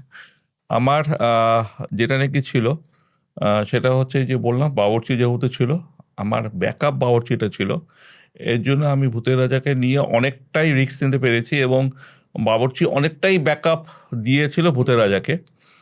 তো এখন ভূতের রাজা যেহেতু একটু আমার দিকে তাকিয়েছেন, তো এখন ভূতের রাজা নিজেই চলেন, বাবুর্চির মতো চলে, বা আমার অন্যান্য যে ব্র্যান্ডগুলো আছে সে তাদের মতো চলে, অন্যান্য ভূতের আরো মতো দুটো চলে। ব্র্যান্ড বলছিলে, একটা আমাদের বাবুর্চি ছাড়াও যেটা নাকি আছে একটা পোস্ত রাজবাড়ি, ওটাও বেঙ্গলি কুইজিন, কিন্তু ওটা হচ্ছে তোমার ফিউশন বেঙ্গলি। হ্যাঁ, এই যে পোস্ত রাজবাড়ি আর ভূতের রাজার তফাৎটা কোথায়? ভূতের রাজা দিল বর যেটা নাকি মেইন কাজ করে, তোমাকে বললাম যে লস্ট রেসিপি, পুরনো খাবার দাবারের উপরে কাজ করে এবং থালির উপরে মেনলি ফোকাসড। আর পোস্ত রাজবাড়ি সেটা হচ্ছে ফিউশন বেঙ্গলি। তুমি ধরো ইলিশ মাছ তুমি খাচ্ছ, ইলিশ মাছটা ধরো যেটা দিয়ে হলো চিজ দিয়ে বানানো হলো, চিজ দিয়ে? চিজ দিয়ে ইলিশ মাছ। আচ্ছা, ফিশ ফ্রাই তুমি খাচ্ছ উইথ চিজ। আর পোস্তর বেস্ট আমাদের, যেহেতু পোস্ত রাজবাড়ি, সব কিছু রান্নাবান্নার উপরে মেনলি পোস্তর উপরে ফোকাস আমার করা যাওয়া থাকে। হয়নি, যেতে হবে। মানে হ্যাঁ তুমি এসো, পোস্ত আমার আমাদের ভূতের রাজার দিলে পরে মেনু ফিক্সড আমার সাথে, মোটামুটি যারা যায় জানে, ভাত ডাল আলু পোস্ত শুক্তো ডাব চিংড়ি। So, না, আর এবার ভূতের পোড়া মাংসটা খেয়ে, পোড়া মাংসটা খেতে হ্যাঁ হবে। পোড়া মাংসটা খেয়ে দেখো। আমি এই ভূতের রাজা দিলবরের আরেকটা জার্নিতে আসছি, যে যখন তোমরা ধরো ব্যাঙ্গালোর খুলছো, ব্যাঙ্গালোরে এখন প্রচুর বাঙালি, ইভেন আমরা দেখলাম তোমরা ইউকেতে খুলছো, যখন তোমরা বাঙালি মানে পশ্চিমবাংলার বাইরে খুলছো বা ত্রিপুরার বাইরে খুলছো, ত্রিপুরাতে কি খোলা না হয়েছে? ত্রিপুরাতে খোলা হয়নি। আমাদের বাবুর্চি ওখানে, কিন্তু বা ভূতের রাজা দিল ভূতের বর নেই। রাজাতে আগে, আশা করি খুব শীঘ্রই হবে। তো হোয়াট এভার, আমি বলছি বাঙালির রাজ্যের বাইরে যখন খুলছো, তখন কি তোমাদের কাস্টমার টার্গেট বেসটা বাঙালিদের কাছেই হয়, নাকি এরকম হয় যে ধরো ইউকেতে খুলছি আমরা, বিদেশিদেরকেও একটু বাঙালি খাবার খাওয়াতে চাই, মানে যেরকম ভাবে আমরা এখানে চাইনিজ বা জাপানিজ রেস্টুরেন্ট দেখছি, সেই রকম কোনো একটা মোটো আছে? কোশ্চেনটা খুব ভালো এবং আমার খুব ফেভারিট কোশ্চেন এটা। তা সেটা হচ্ছে, দেখো আমার মেইন মোটো সেটা হচ্ছে বাঙালিয়ানা স্প্রেড করানো, ঠিক আছে, ওয়ার্ল্ড ওয়াইড? World wide. আজকে 200 বছর ইংরেজরা আমাদের ওপরে শাসন করে গেছে, আমাদের যে বাঙালিয়ানাটা চেঞ্জ করে দিয়ে গেছে। আমাদের খাদ্যাভ্যাস যেটা, সেটা আমরা সকালবেলা উঠে বার্গার খাই, স্যান্ডউইচ খাই, কফি খাই, এটা তো বাঙালির নয়। এটা হচ্ছে সাহেবি ব্যাপারগুলো ছিল। আমরা সকালে উঠে কী খেতাম, লুচি বা রুটি তরকারি এগুলো খেতাম, সেগুলো তো আমরা খাই না। তো আমার উদ্দেশ্য এটাই যে আজকে বিদেশের মাটিতে আমরা যেটা পাড়া দিয়েছি, আমরা ইউকে এসেক্সে ওপেন করেছি, এবছর আরও একটা ওপেন হবে, ইউএসএ তো আমাদের আছে। উদ্দেশ্যই একটা, যে সাহেবদের বাঙালিয়ারা টেস্ট করানো। আজকে ইলিশ মাছ হাত দিয়ে কাটা বেছে যে সাহেবরা খাচ্ছে, এটা যে চোখের কত সুন্দর একটা জিনিস, দর্শন, সেটা ভাবা যায় না। এসেক্সেই হয়েছে, ওখানকার যে লোকাল যিনি কাউন্সিলর উনি এসছিলেন, এবং ওনাকে ইলিশ মাছ খাওয়িয়েছি, কাটা বেছে বেছে খাচ্ছেন। হ্যাঁ, তো এটা সত্যি মানে অভাবনীয় জিনিস একটা। এবং আমার টার্গেট হচ্ছে যেখানে যেখানে ভূতের রাজা দিল বর আছে, সেখানে অন্তত 20% অবাঙালি লোকরা আসুক এবং বাঙালি খাবারটা টেস্ট করুক। আজকে দেখো সাউথ ইন্ডিয়ান ফুড হচ্ছে ওয়ার্ল্ড ওয়াইড চলে গেছে, যে কোনো জায়গায় তুমি ধোসা পাবে। ওরা এইভাবে প্রমোশন করেছে, তো বাঙালিটা নয় কেন? কেন Right. বাঙালি আমরা করতে পারি কেন না? মাছ ভাত নয়? কেন মাছ ভাত নয়? আমাদের এত সুন্দর বাঙালি রান্না আছে, এত সুন্দর একটা কুইজিন, কি নেই? আমি যদি হিসাব করে দেখি, বাঙালি রান্নায় 250 রকমের পদ আছে। তো আমরা কেন এটা প্রমোট করি না? তো ভূতের রাজা দিল বরের তরফ থেকে আমি খুব চেষ্টা করছি সারা পৃথিবীতে এই বাঙালিয়ানাটা যেন স্প্রেড করে, সেই চেষ্টাটা আমি করে যাচ্ছি। এবং অবাঙালি এবং সাহেবদের এই কাটা বেছে খাওয়ানোটা, এবং তোমার আলু পোস্ত, লুচি, তরকারি, ভাত বা পোলাও, এগুলো ওদের মধ্যে ছড়িয়ে দেওয়া, যাতে সকালবেলা ঘুম থেকে উঠে ওরা যেন এগুলো খায়, স্যান্ডউইচ বার্গার নয় বা চা কফি নয়। এবার আরেকটা বিষয় আসছি, সেটা হচ্ছে যে তোমরা এমন একটা বিজনেসে আছো, যে বিজনেসে 2 বছরের মধ্যে 95 to 96% মানুষ ব্যবসা বন্ধ করে পালিয়ে যায়। রেস্টুরেন্ট বিজনেস দেখলে মনে হয় খুব সহজ, দেখলে মনে হয় যে এই তো খাবার রান্না করব দিয়ে দেবো, কিন্তু এর পিছনে অনেক বিজ্ঞান, অনেক ক্যালকুলেশন, ফুড কস্টিং থেকে শুরু করে, সেট আপ কস্টিং থেকে শুরু করে, মার্কেটিং থেকে শুরু করে, প্রেজেন্টেশন অবধি একটা লম্বা প্রসেস রয়েছে। তো কেন এই বিজনেসটা তোমার মনে হয় যে এতটা শক্ত, যে 90 to 95% মানুষ ব্যর্থ হয়ে পিছিয়ে আসে? আর কেন ওই 5%-এর ব্র্যাকেটে আমার মানে তুমি মনে করো যে তোমরা পড়লে, যেখানে তারা সাস্টেন করলো, বড় হলো এবং আরো এক্সপ্যান্ড করছে? 95% যে রেস্টুরেন্ট বন্ধ হয়ে যাচ্ছে, কারণ হচ্ছে একটাই, তারা বিজনেসটা করছে শখে। শখে যদি বিজনেস করে সেই বিজনেস হবে না। লোকের কাছে বলতে ভালো লাগে আমার একটা ক্যাফে আছে, আমার একটা রেস্টুরেন্ট আছে, একটা গ্ল্যামারাস ব্যাপার। তো ওইটা করলে কোনোদিন রেস্টুরেন্ট হবে না। তোমাকে জানতে হবে যে, প্রথম কথা যে বললাম, তোমাকে ফুডি হতে হবে। প্রথম, তুমি যদি খাওয়ার টেস্ট জানো, খাবারটা বোঝো, তাহলেই কিন্তু তুমি একটা রেস্টুরেন্ট করতে পারবে। কারণ একটা শেফ নিয়ে আসলে তুমি কিন্তু বুঝতে পারবে না যে অ্যাকচুয়ালি এটা টেস্ট কী। সুতরাং সেই নলেজটা তোমার থাকা দরকার। আর দ্বিতীয়ত হচ্ছে তোমার লোকেশন চয়েস, তুমি কোন জায়গাটা তুমি লোকেশনটা নিচ্ছ, এবং তোমার ফুড কস্ট কী হবে সেই জিনিসগুলো জানা দরকার। এলোপাথারি আমি একটা জায়গা দেখে একটা রেস্টুরেন্ট খুলে দিলাম, ক্যাফে খুলে দিলাম, ফুড কস্ট বুঝলাম না, পাশের দোকানের রেস্টুরেন্টের মেনু নিয়ে এসে আমি ছাপিয়ে দিয়ে আমি একটা রেট বানিয়ে করে দিলাম, সেটা হবে না। ওই করলে হবে না, ওর তোমাকে এসওপি আলাদা, তোমার এসওপি আলাদা। সম্পূর্ণ আলাদা। এবার তুমি আমাকে একটা কথা বলো যে বহু ছেলে মেয়ে এখন ভাবছে যে আমি একটা মানে ক্লাউড কিচেন বা বাড়ি থেকে রান্না বান্না করে, মানে এই যে রেস্টুরেন্ট তুমি বললে যে একটা মানে একটা খুব সুন্দর একটা গ্ল্যামারাস বিজনেস, বহু ছেলে মেয়ে ভাবছে যে আমি একটা বাড়ি থেকে রেস্টুরেন্ট করব, মানে বাড়ি থেকে খাবার দাবার রান্না করব এবং অনলাইনে ইত্যাদি ইত্যাদি করব। কারা রেস্টুরেন্ট বিজনেসে আসতে পারে?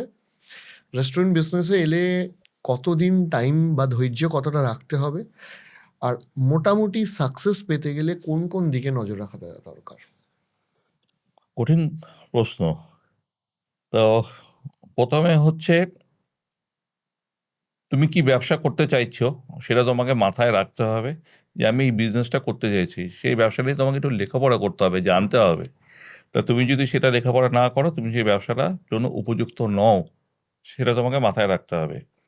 আর এটা হচ্ছে, ক্লাউড বিজনেস করো আর যেটাই করো, সেটা কিন্তু ফুল টাইমার হতে হবে। তুমি শখে শনিবার রোববার দিন বিজনেস করলে, বাকি দিন তুমি অন্য কাজ করলে, তাহলে কিন্তু তুমি সেটা পারবে না। তোমাকে জানতে হবে তোমার রেসিপিগুলো কী আছে। ক্লাউড কিচেনে তোমাকে ইনভলভ হতে হবে। একটা শেফ হয়তো তুমি রাখতে পারো, বা নিজেও তুমি যদি রান্না করো। নিজে রান্না করতে পারলে ক্লাউড কিচেন ওর থেকে ভালো কিছু হয় না, তুমি যদি রান্না জেনে থাকো। তবে গ্যারেন্টি ওই ক্লাউড কিচেন দাঁড়াবে যদি তুমি নিজে ইনভলভ হও এবং নিজে যদি তুমি রান্না করতে পারো। কারণ এরকম অনেক ক্লাউড কিচেন আছে। ক্লাউড কিচেনের থেকে এখন নতুন একটা বেরিয়েছে, সাপার ক্লাব। ঠিক আছে, তুমি শনিবার রবিবার করে এরকম তুমি নিজে মেনু একটা করলে, মেনু করে তুমি লোকজনকে ডাকলে, ডেকে তুমি ওখানে খাওয়ালে, গান পরিবেশন করলে, আরও তুমি অনেক কিছু অ্যাক্টিভিটিস করতে পারো। এগুলো আজকালকার দিনে চলছে এবং সুপার ডুপার হিট। ব্যাঙ্গালোরে তো আমি তো, যেহেতু আমাদের আউটলেট হয়েছে, আমি এরকম দেখেছি কয়েকটা সাপার ক্লাব রোমিয়ে চলছে। শুধু শনিবার শুধু রবিবার? শনিবার রবিবার করে করছে, মানে অভাবনীয় রেসপন্স। আমি জানি না কলকাতাতে এরম কতটা হয়েছে আমার না। মাথায় এসেছিল, বাট সময়ের অভাবে আমি হ্যাঁ, করিনি। না, যাদের সময় আছে তারা যদি এটা করে, সাকসেস হবেই। কারণ লোকে সবসময় নতুনত্ব চায়, একঘেয়েমি জিনিস চলে না এগুলো। এইগুলো আবার সাকসেস পেতে গেলে লোকেশনটাও খুব ইম্পর্টেন্ট। মানে কেউ যদি মনে করলো যে আমি গিয়ে মানে টায়ার টুর কোনো একটা ডিস্ট্রিক্টের সিটিতে গিয়ে আমি এটা করব, তার সাকসেস রেট কিন্তু কম হবে। রাদার দেন তুমি যে বিজনেসটা বলছো এটা হয়তো বালিগঞ্জ, নিউ আলিপুর, বা বেস্ট হচ্ছে নিউ টাউন বা সল্টলেক সেক্টর 5-এ তুমি যতটা যেখানে সাকসেসফুল হবে। করবে তোমার পার্কিংটা দরকার। ঠিক আছে, কারণ অনেক দূর দূর থেকে, সাপার আর ক্লাবে অনেক দূর থেকে লোক কর্পোরেটের যায়। এমপ্লয়ি দরকার, যেখানে মোটামুটি কর্পোরেটে কাজ করে এই হ্যাঁ, মানুষরা থাকবে, হ্যাঁ, এবং যাদের যারা শনিবার রোববার ছুটিটা থাকে, শনিবার রবিবার ছুটি থাকবে, খাওয়া দাওয়ার সাথে গান বাজনাটাও হবে, এই জিনিসটা ওরা পছন্দ যারা করে, যাদের এনজয় করতে চায়। যাদের হ্যাঁ, হেকটিক শিডিউল, হ্যাঁ, তারাই তো এনজয় করতে একদম আসবে। একদম একদম। So, এই জিনিসটা হলে হবে। এইটার সাথে আমি তোমাকে আরেকটা জিনিসও জিজ্ঞেস করছি, সেটা হচ্ছে যে মানে ধরো রেস্টুরেন্ট বিজনেস, সেখানে গিয়ে এখন অনেকে এই ভরসাতে রেস্টুরেন্ট খুলে ফেলে, আরে ও তো অনলাইন আছে, আমি আর কোম্পানি দুটোর নাম নিচ্ছি না। গোটা ভারতবর্ষ জুড়ে একটা সমস্যা চলছে যে যে পরিমাণের কমিশন এই কোম্পানিগুলো কেটে নেয়, সেখানে হয়তো অনেক ছোট ছোট ব্র্যান্ডগুলো যারা শুরু করছে, আমি তোমাদের মতো ব্র্যান্ডগুলোর কথা বলছি না যাদের মানে অন্য রকম টাই আপ থাকে, যারা শুরু করছে তাদের তো কার্যত কিছু থাকে না, তারা তো মিসগাইড হয়ে তারা ভাবে যে ওই অনলাইন ডেলিভারি থেকে আমার প্রচুর প্রফিট আসবে এবং আমি খুলে নেব। তো এই ভাবনা চিন্তাটা নিয়েও তুমি কি বলবে, যে খুললে অফলাইন সেলের দিকে কতটা নজর রাখা উচিত আর অনলাইন সেলের দিকে কতটা নজর রাখা উচিত? আমার ব্যক্তিগত মতামত হচ্ছে যে কাউন্টার সেল করলে সবচেয়ে ভালো। যদি হোম ডেলিভারি করো তাহলে নিজের জন্য একটা লোক রাখো, তো অনলাইনে ধরো যারা নাকি আছে তারা প্রচুর কমিশন কাটছে। যেই কমিশনটা কাটছে তারা হয়তো অনেকে জানেও না যে তার থেকে কত টাকা ওরা কেটে নিল। হুম, মোটামুটি হিসাব, ক্যালকুলেশন বোঝাই হ্যাঁ, যায় না। ক্যালকুলেশনে তুমি যদি খুব ভালোভাবে দেখো দেখবে 35 to 40% ওরা কেটে নিয়েছে। কোনো সময় ক্যান্সেলেশন চার্জ, কোনো সময় হচ্ছে লং ডিস্টেন্স চার্জ, কোনো সময় দেখবে এই অ্যাড কখনো চালিয়ে দিয়েছে, কখন দেখবে 50% অফ করে দিয়েছে, তুমি নিজেই বুঝতে পারবে না।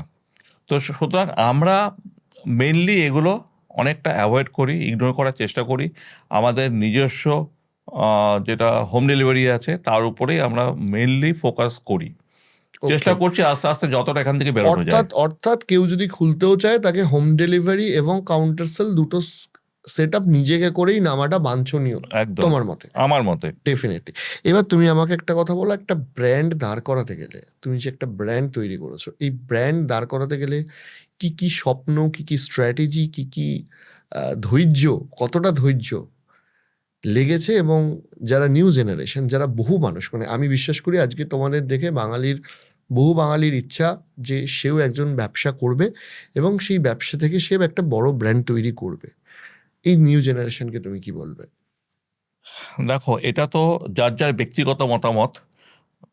আমি যেটা নাকি করেছি সেটা আমি বলতে পারি, যেটা যে মনে একটা ধাক্কা না খেলে জিনিসটা হয় না। যেটা আমি আমি আমার বন্ধু বান্ধব আত্মীয়স্বজন থেকে ধাক্কা খেয়েছি, তোর দ্বারা কিছু হবে না। তো এই জিনিসটা যদি একটা ফিল থাকে ভিতরে যে আমার দ্বারা সত্যি কি কিছু হবে না, আমাকে কিছু প্রমাণ করতে হবে, এই জিনিসটা আগে দরকার। মনে খুব সুখ আনন্দ থাকলে আর কবিতা তোর লেখা দ্বারা যায় না। কিছু হবে না থেকে ডিমোটিভেটেড না হওয়াটাও খুব দরকার। হ্যাঁ, ওটাও ওটাও হওয়া দরকার। তো সেই জিনিসটা আমার মাথায় ছিল। আর যেহেতু আমি খুব ফুডি, স্কুল থেকে বেরিয়ে এসে আমি কোথাও খেতাম, তো খেয়ে খেয়ে আমার মাথায় সবসময় একটা চিন্তা হতো যদি আমি যদি এটা করতে পারি। তো সেই জিনিসটা আমি ভেবেছি। কোনো সময় ভেবেছিলাম যে ওই ব্র্যান্ডের একটা ফ্র্যাঞ্চাইজি যদি আমি নিয়ে চালাই তাহলে কেরম হয়, খুব ফেমাস ফ্র্যাঞ্চাইজি। ওনারা আমাকে আলটিমেট 2-3 মাস ঘোরাবার পরে নাই বলে দিয়েছিল। তো উনি যদি হ্যাঁ বলতো তাহলে হয়তো আজকে বাবুর্চি বা ভূতের রাজা জন্মাতো নয়। তো ওই যে না বলে দিয়েছিল, তখন আমি ভাবলাম যে ওর যদি একটা ব্র্যান্ড হতে পারে, হয়তো 20-25 বছর আজকে উনি এই জায়গায় এসছে, তাহলে আমি কেন পারবো না? তো অনেক চিন্তা ভাবনা করে আমি মানে ফুড রিলেটেড এরকম একটা ব্যাপার নিয়ে যদি একটা নাম যদি আমি দিই তাহলে কেন হয়, সেটাও নিয়ে আমি রিসার্চ করেছি। তো দেখলাম যে ওই মাল্টি কুইজিন যদি একটা টেক আপে আমি করি, তার নাম কী হলে ভালো যাবে খাবারের সাথে। দেখলাম একটা সিনেমা হয়েছিল বাবুর্চি। বাবুর্চি কী কাজ, সে বাবুর্চি মানে যে শেফ, যে রান্না করছে সে। আর সেই নামই আমি করলাম। এবং প্রথমেই আমি যেটা নাকি করেছিলাম সেটা হচ্ছে বিরিয়ানি আমি প্রথম বিক্রি করেছিলাম 28 টাকায়, 28। চিকেন না মাটন? হ্যাঁ, চিকেন মাটন দুটোই 1999-এ 28 টাকায় বিক্রি করেছিলাম। তখন মার্কেটে বিরিয়ানির দাম হচ্ছে 45 টাকা, অন্যান্য ব্র্যান্ডের যারা ছিল 45 টাকা। রোল বিক্রি করেছিলাম আমি 6 টাকায় তখন। হ্যাঁ, তখন রোল চলছিল ধরো তোমার ওই 12 টাকা এরম। তো এই দুটো আইটেম আমি রেখেছিলাম। এই দুটো আইটেমই কিন্তু আমার ওই টেক অ্যাওয়ে কাউন্টারের হচ্ছে টার্নিং পয়েন্ট, না যে না, লোকে দুটো তুমি ভাবতেই যেটা পারেনি। বলছো আজকেও হাইয়েস্ট সেলিং আইটেম, হ্যাঁ, রোল আর বিরিয়ানি। হ্যাঁ, তো ওটাই কিন্তু আমাকে ফেমাস করতে সাহায্য করেছে। এবং যখন নাকি আস্তে আস্তে এটা মানে একটা পরে আমি একটা রেস্টুরেন্ট ওপেন করলাম, তখন কিন্তু আমার কোনো অসুবিধা হয়নি। লোকে সাউথ কালকাতাতে বাবুর্চি নামটা খুব তাড়াতাড়ি স্প্রেড করেছিল, ডিউ টু উল্টো দিকে আমার যাদবপুর ইউনিভার্সিটি আছে। আর ইউনিভার্সিটি তো সারা জায়গা থেকে লোক আসে, ওখান থেকে নামটা স্প্রেড খুব তাড়াতাড়ি করেছিল। এবং যখন আমি ভূতের রাজা করলাম, ভূতের রাজা তখন বলতো আরে এটা তো বাবুর্চিরই। আচ্ছা, হ্যাঁ, তো ওখান থেকে আমার সুবিধা হয়েছিল। ব্র্যান্ড এক্সপেনশন হ্যাঁ, করতে ব্র্যান্ড শুরু। এক্সপ্যান্ড করতে আমার সুবিধা হয়েছিল। ক্যাফেটা কবে করলে? ক্যাফেটা করেছি ধরো এই 8 বছরের মতো হলো। দ্য নেস্ট ক্যাফে আমি ওটা করেছি। ওটা মেনলি হচ্ছে যাদবপুর ইউনিভার্সিটির সব যারা স্টুডেন্ট রাস্তাঘাটে দেখছি ঘুরে ফিরে এই কোনায় ফোনায় নেশা পেশা করছে, এগুলো করছে। হ্যাঁ, ওখানে কেন করবি, আমার এখানে এসে বস, হুকা টুকা খা। হ্যাঁ, তো তাদের জন্য আমি ওখানে ওই অ্যারেঞ্জমেন্ট করেছি। ওই ফিঙ্গার ফুড যেগুলো হয় সেরকম খুব অল্প দামেই রেখেছি। তো ওদের জন্যই করা মেনলি নেস্ট ক্যাফেটা। ক্যাফেটা, ওইটা ওইভাবেই চলছে। ক্যাফেটা নিয়েও তো তো নিশ্চয়ই পরে আবার প্ল্যান করবে। ক্যাফে নিয়ে এই মুহূর্তে আমি প্ল্যান এখন করছি না। ভূতের রাজায় ফোকাস। হ্যাঁ, কেননা ব্যাঙের ছাতার মতো রোজ যেরকম করে ক্যাফে জন্মাচ্ছে, প্রত্যেক দিন দেখছি নতুন নতুন নতুন নতুন ক্যাফে হচ্ছে। এই জন্য ক্যাফে নিয়ে আমি এই মুহূর্তে খুব একটা চিন্তা ভাবনা আমি করছি না। আমি তোমায় আরেকটা জিনিস জিজ্ঞেস করবো, সেটা হচ্ছে যে ধরো এটা তো তুমি বিজনেস মানে করা এবং সেটা সাকসেস নিয়ে কথা বলছিলে, আমি বলছি বিজনেস শুরুর আগে। কারণ এখন না সব ধরতক্তা মারপেক হয়ে গেছে, মানে আজকে মনে হলো কালকে বাবার থেকে টাকা নিয়ে ব্যবসা শুরু করে দিলাম, ফেল করলো বাবার টাকা ঢুকছে, আমার না। তো এইটাও কিন্তু একটা জেনারেশনের মধ্যে একটা প্রবলেম দেখা যাচ্ছে, যে এক হচ্ছে রিসোর্সটা জোগাড় করতে হচ্ছে না বলে একটা সুবিধা, মানে সুবিধা বা সেটা অসুবিধা হচ্ছে যে নিজের খাটনির টাকা না। আর 2 নম্বর কথা হচ্ছে যে সহজেই ছেড়ে চলে আসছি। বিজনেস শুরু করার আগে কোন কোন প্রিপারেশনগুলো দরকার, মানে এই এই ব্যাপারগুলো কমপ্লিট হওয়ার পর আমি একটা বিজনেস শুরু করবো, দ্যাট ইজ ভেরি ইম্পর্ট্যান্ট। কি আমার মনে হলো কাল সকালে শুরু করে দিলাম, সেটা না। না, সবার আগে যেটা দরকার সেটা হচ্ছে তুমি কোন লোকেশনে তুমি ব্যবসা করতে চাইছো, সেই লোকেশনের এরকম একটা জায়গা হওয়া দরকার যেটা একটা লোকে বাজার এরিয়া বা কোনো স্ট্যান্ড এরিয়া, যেখানে রিক্সা থেকে বা অটো থেকে লোক ওঠানামা করছে বা বাস থেকে ওঠানামা করছে, সেইখানে যদি কোনো বিজনেস করা যায় হিট হবেই। লোকেশন। লোকেশনটা খুব দরকার। এবার কি জিনিস থাকবে, তুমি যদি আজকের দিনে করো, আমি পড়েছি আজ থেকে 26 বছর আগে, তখন লোকের কুইজিনের টেস্ট অন্যরকম ছিল। এখন কিন্তু এই মুহূর্তে করতে গেলে লোকে কুইজিনের টেস্ট কিন্তু অন্যরকম হয়ে গেছে। এখন লোকে কি পছন্দ করে, আমি কোরিয়ান খাবো, আমি জাপানিজ খাবো, বা আমি এই টাইপের কিছু আমি খাবো, আমি এশিয়ান কুইজিন খাবো, এই জিনিসগুলো এখন হয়ে গেছে। সুতরাং তুমি কোন লোকেশনে করছো আর সেই কি উপরে, মেনু নিয়ে হ্যাঁ, আসছো। কি মেনু নিয়ে আসছো তার উপরে কিন্তু ডিপেন্ড করছে। এগুলো কিন্তু মাথায় রাখতে হবে নতুন কোনো বিজনেস করতে গেলে। রাজীবদা, হোয়াট অ্যাবাউট দ্য প্রমোশন? কারণ কি রেস্টুরেন্ট বিজনেস একটা প্রমোশন একটা খুব বড় ভূমিকা রাখে। আমি অনেক কি দেখেছি এই ভাবনা চিন্তাটা করতে, যে আমি আমার নিজের ইনস্টাগ্রাম থেকে প্রমোট করে নেবো। তারপর দেখা যায় যে যখন একটু ব্যবসা হলো, মাস গেলে মানে দিনে 10-12 হাজার টাকা 15,000 টাকা সেল হচ্ছে, তখন সে আর নিজের প্রমোশনটা করতে পারছে না, কারণ স্বাভাবিকভাবে তার কাছে সময় নেই। আবার এই ধরনের ফুড স্টার্টআপগুলোতে মানে যার হয়তো মাসে 5 লাখ টাকার নিচে সেল, সেখান থেকে হয়তো তার 20-30 হাজার টাকা পকেটে চলে আসে, কিন্তু তার কাছে এনাফ বাজেটও নেই যে ফুড ইনফ্লুয়েন্সার বা সেলিব্রিটি তাদেরকে দিয়ে প্রমোট করানোর ক্ষেত্রে। তাহলে ধরো ফুড বিজনেসে প্রমোশন কতটা ইম্পর্টেন্ট, বা কিভাবে করবে শুরুর দিকে? একটা মেন কথা হচ্ছে যে দিখতা হয় ও বিকতা হয়, তোমাকে দেখাতে হবে, নাহলে কিন্তু তোমার বিক্রি হবে না। তো দেখাতে গেলে যেটা করতে হবে সেটা তোমার প্রমোশন করতেই হবে, যেরকম করে হোক তোমাকে প্রমোশন করতে হবে। তুমি যদি কোনো স্টারকে না আনতে পারো, কোনো সেলিব্রিটিকে যদি আনতে না পারো, তো তুমি এরম কোনো ইনফ্লুয়েন্সার নিয়ে আসো যার ফলোয়ার অনেক বেশি আছে, তার পেজে যদি পোস্ট করা যায়, সেখান থেকে কিন্তু অনেকটা কাস্টমার আসবে, কাস্টমার জানবে। তো এই জিনিসগুলো কিন্তু তোমায় করতে হবে, এবং করতে করতে যখন নাকি তোমার বিজনেসটা বাড়বে, তখন কিন্তু সেলিব্রিটিকে আনাটা ভীষণ দরকার। এনে যদি দুটো কথা এটাই বলানো তোমাদের যায়, লাভ হয়েছে? আমি তো, তুমি পেজ খুললেই দেখবে যে আমার এগুলো না, আমি ভর্তি। তোমার প্র্যাকটিক্যাল এক্সপিরিয়েন্স জিজ্ঞেস হ্যাঁ, করছি। ও মারাত্মক, এটা মারাত্মক এফেক্ট। আজকে দেখো, মানে টলিউডের এরম অনেক বড় বড় সিনেমা রিলিজ করেছে, তার ফার্স্ট যেটা প্রেস মিট সেটা ভূতের রাজা দিলবরই হয়েছে। এবং অনেককেই সেটা মনে করে হচ্ছে ভূতের রাজা দিলবর এরম একটা লাকি জায়গা যেখানে প্রথম প্রেস মিটটা করলে সেই বই হিট করবে। হ্যাঁ, যে বড় বড় যারা নাকি প্রোডাকশন হাউস আছে তারা এটা মনে করে, এবং আমার ওখানে হবেই, এবং হয়ে তারপর আদার্স অন্য জায়গাতে হবে, ভূতের বর্ণ নিয়ে তারপরে কিন্তু বাকি কাজগুলো তোমায় হয়। যদি আমি জিজ্ঞেস করি, তোমার লাইফে ভূতের রাজা দিলবরের তরফ থেকে সব থেকে বড় বর কি? দেখো, সবচাইতে বড় বর বা যেটা তুমি বলতে পারো, আজকে ধরো এই যে তোমার সামনে বসে আছি, আজকে বসতে পেরেছি কারণ তোমার সামনে তো সবাই বুঝতে পারে না, এবং একটা পরিচিতি পেয়েছি হ্যাঁ, তোমাকে বহু আজকে। মানুষ সেলিব্রেট হ্যাঁ, তো মানে এখন ধরো লাস্ট, আমাকেই কত মানুষ বলেছে তোমার কথা, মাঝে মাঝে আমিও ফোন করি তোমাকে। হ্যাঁ, লাস্ট 4-5 বছর ধরে একটা পরিচিতি হয়েছে, লোকে এখন চিনছে, জানছে। লোকে অনেকে এসে কথা বলে, অনেকে বিজনেস ব্যাপারে জানতে চায়, অনেকে বিজনেস করতে চায়। তো এই জিনিসটা আমি এনজয় করি, এই জিনিসটা আমার ভালো লাগে। আমি আমি এবার একদম সরাসরি বিজনেসের একটা প্রশ্ন করি, যেটা নিয়ে বহু মানুষ আমার মাথা খারাপ করে দেয়। সেটা সরাসরি তুমি বলে দাও, আশা করি এই প্রশ্নবানটা এবার থেকে তোমার কাছে যাবে। সেটা হচ্ছে যে আমি একটা ভূতের রাজা দিলবর খুলতে চাই আমার এলাকায়, কি করতে হবে? মানে কেউ যদি খুলতে চায়। প্রথম কথা হচ্ছে এই মুহূর্তে কলকাতায় ভূতের রাজা দিলবর খোলার মতো অবস্থাতে নেই বা কোনো জায়গা নেই। আমরা দুটো ব্রাঞ্চ শিফট করছি এই মুহূর্তে, সেটা হচ্ছে শ্রীরামপুর, আমাদের যে ব্রাঞ্চটা ছিল সেটা আমরা শিফট করছি এই মুহূর্তে। শ্রীরামপুর খালি জায়গায় আছে, তো আমি বিজনেস পার্টনার খুঁজছি। আরেকটা হচ্ছে চন্দননগর, যেখানে আমাদের ছিল সেটাও আমরা শিফট করছি, আর এই জায়গাতে নিয়ে যাচ্ছি, যদিও ওটা হয়ে গেছে।